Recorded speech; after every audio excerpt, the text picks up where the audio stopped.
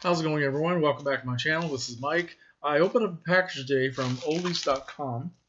I'd like to show you what I got. These were all from Olive Films, which is a pretty good company. Puts out some interesting stuff, and I think they were kind of on sale. I can't remember now. I sent away for these about a month ago, and I almost forgot what I bought. But I bought 9 DVDs. Let's start out here. First of all, here's a film noir that I have never seen, starring Barbara Stanwyck and Wendell Corey. It's called The File on Thelma Jordan. Okay, I've read about this. I've never seen it. Barbara Stanwyck is always good to watch. Here is Liza Minnelli's second film from 1969. This is The Sterile Cuckoo, which was a dramatic film, wasn't a musical. And I haven't seen this in a long time. This is a very, very good movie. Liza Minnelli started out trying to be a dramatic actress, and then Cabaret happened, and all of a sudden she was sort of put into a different sphere. But this, yeah, the thing about Liza Minnelli is she always had a hard time showing any kind of restraint in her performances, whether she's singing or acting. But in this one, she does a very good job. She was nominated for an Academy Award for Best Actress, directed by Alan J. Pakula, The Sterile Cuckoo. All right. This is a movie from I think 1940 or 42, something like that. Not sure. I've never seen it. It's called Armored Attack, which is kind of a silly title. The original title was The North Star, and directed by Louis Milestone. Has a cast of actors like Ann Baxter, Dana Andrews, Dean Jagger, Walter Brennan, Farley Granger, Jane Withers, and Eric von Stroheim. I think I've never seen this, but I think it's about Russian peasants who are being caught in the crossfire of war. And I hear it's a very, very good, very dramatic film, so I'm anxious to see it. The North Star. Next, this is a B Western from the year 1938. John Wayne. The year before he made it big as a big-time actor in Stagecoach, 1939. He was making all these B Westerns all through the 1930s. I haven't seen that many of them, but I have seen this one before. John Wayne, Ray Corrigan, and another actor whose name I can't see because of the sticker as the Three Musketeers. I guess they made a series of these films together.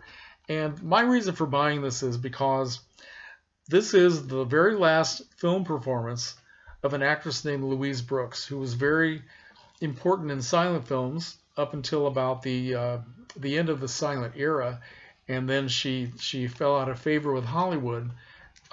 She had made a big splash, a big success in a couple of German silent films in 1929 for a director named G.W. Pabst. She was in a film called Pandora's Box, followed up by another one called Diary of a Lost Girl.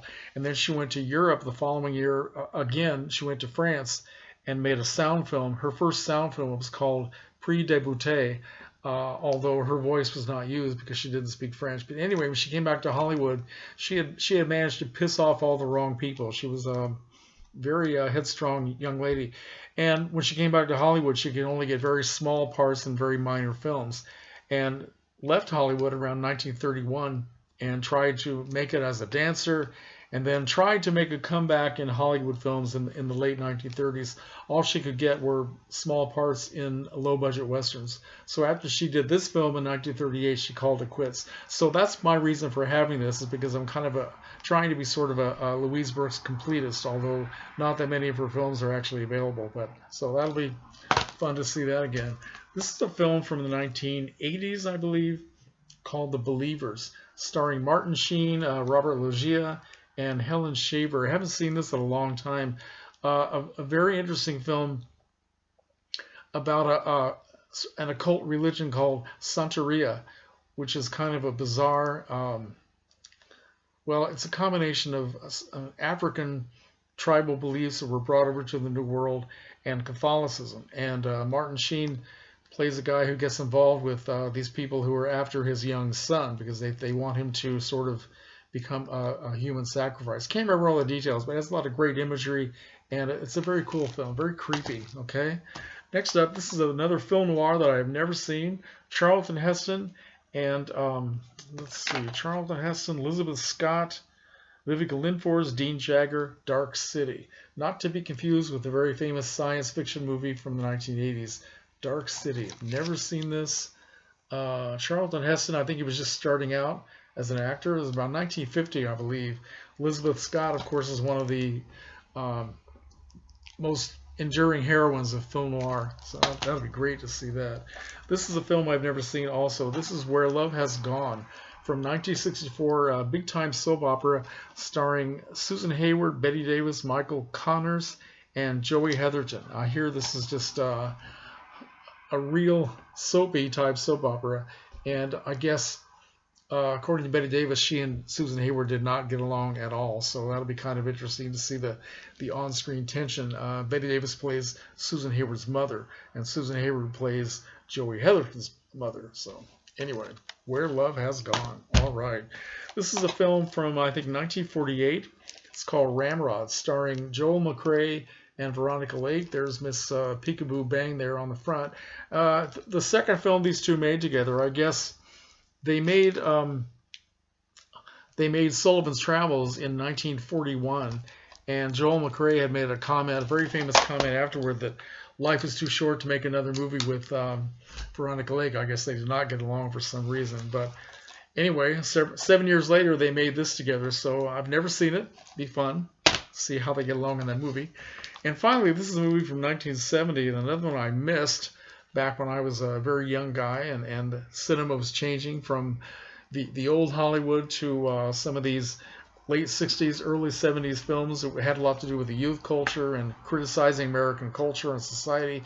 This is a film called Joe, starring Peter Boyle, Dennis Patrick, Susan Sarandon. And I guess I remember hearing about this. I guess it's kind of violent, about a guy who just sort of loses it, and I'm not really sure what the plot is about. Something about Susan Sarandon and his daughter. She's caught up in a lifestyle he doesn't agree with or something. So let's see, who directed this? I have no idea. John J. Avildsen. No. Okay. Well, anyway, Joe. Anybody seen this? I have not. So those are the films I picked up. Let me show you my film project for tonight. I am going to watch two versions of Nosferatu. The original from 1922, directed by F.W. Murnau, starring the very photogenic Max Schreck, and the 1979 remake by Werner Herzog, German, made by starring Klaus Kinski. Now, I belong to another website.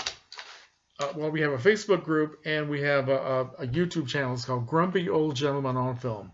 And I'm one of the grumpiest, and there are 6 of us, and we have a little project that we do where we give each other 2 films to watch. And so that means I give everyone in the group 2 films, they give me 2 films, so I have a total of 10 that I'm going to watch within the month, and I'm going to start tonight with these. So it's going to be a very depressing evening. I've only seen this a couple of times. This one I've seen maybe twice at the show. It's a very, very heavy horror film.